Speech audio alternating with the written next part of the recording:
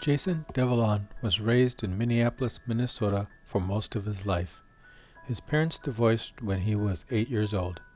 He would later be diagnosed with anorexia nervosa and spent 47 days at the Methodist Hospital in Minneapolis. Deavalon's successful career started 25 years ago in Beverly Hills, California, working for celebrity hairstylist Jose Ebert.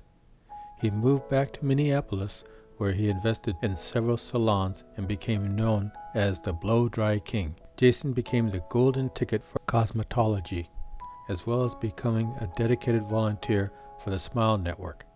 The Smile is a Minnesota-based nonprofit humanitarian organization that gives reconstructive surgeries to repair cleft lips and palates for impoverished children.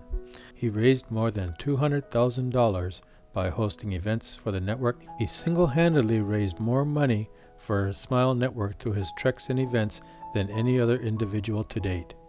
Behind all the fame and fortune, Jason was battling his own inner demons that he managed to hide for many years.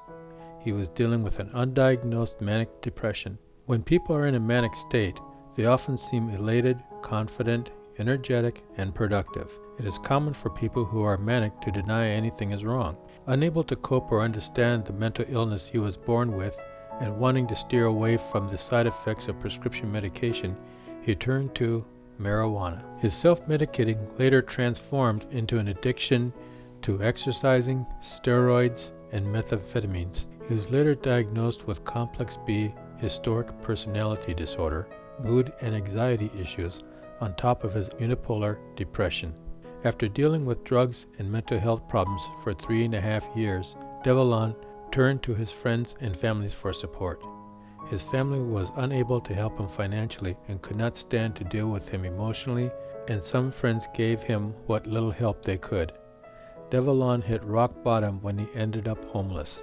The last friend he had eventually turned her back on him when she realized she was unable to cope with his disease. During this time, Deavalon entered a weekly free shelter raffle that takes place in the Twin Cities. The only qualification for this was negative reading on an alcohol breathalyzer test.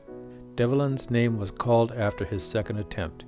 He got a bed in one of the 3 shelters for a month.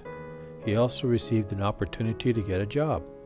During that time, he met a lady named Kate Copeland, who works on behalf of the homeless at St. Stephen's Human Services. She told him about St. Mary's and the Opportunity Center. Deavalon used every available resources to get new identification, clothes, food, and even a state-issued phone. Deavalon is one of the lucky few who was able to utilize help from the limited resources that are provided by the government. For example, St. Stephen's Human Services is only able to house 45 sober individuals at one time. What about the other mentally ill homeless who need our help?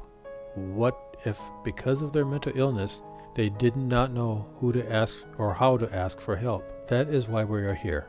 Deavalon found himself homeless and mentally ill. Not enough is being done about this issue. Too many cries are going unheard.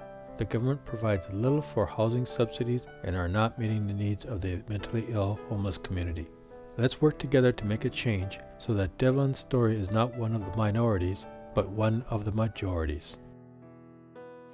For further information on how you can play a vital role in ending homelessness with the mentally ill, please visit our social media websites.